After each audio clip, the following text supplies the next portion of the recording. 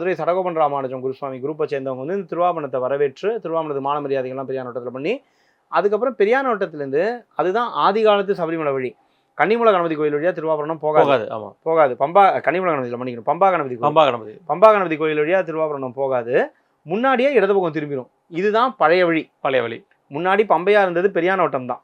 அந்த பெரியார் நோட்டத்துலேருந்து கொஞ்சம் தூரத்தில் இப்போ அந்த வழி அந்த திருவாபரணம் போகும்போது மட்டும் திறந்து வச்சுருவாங்க. அதுக்கப்புறம் அடைச்சிடுவாங்க. ஏன்னா அது காட்டுக்குள்ளே போகுங்கிறதுனால அங்கே போய் அது கிட்டத்தட்ட நீலிமலை உச்சிக்கு முன்னாடி ஒரு இடத்துல ஜாயின் ஆகிடும்.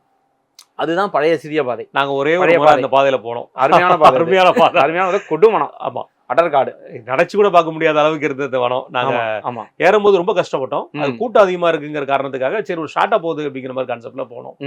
அப்போல்லாம் இந்த பாஸ் இந்த மாதிரி பிரச்சனை எல்லாம் கிடையாது. கொரோனா டைம்ல நாங்கள் முன்னாடி ஒரு தடவை போயிருந்தோம்.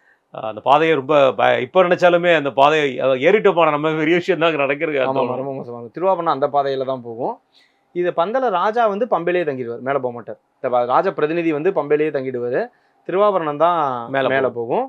போய் வழியில் திருவாபரணத்தை அப்பாச்சி மேடையில் வச்சு சரங்குத்தியில் வச்சு பூஜைகள்லாம் பண்ணி கோயிலேருந்து நிர்வாக குழுவினர் வந்து திருவாபரண குழுவை வரவேற்று போவாங்க. தேவசம் போர்டு மக்கள் வந்து திருவாபரணத்தை வரவேற்று போவாங்க.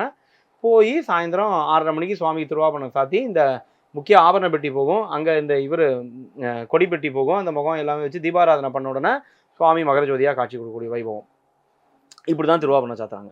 இதில் ஒரு விசேஷம் என்ன அப்படின்னா, இந்த பந்தலராஜா வந்து பம்பையிலேயே தங்கிட்டு திருவாபரணம் போய் ஒரு 2 நாள் கழிச்சு தான் பந்தலராஜா மேலே மலையேறுவார்.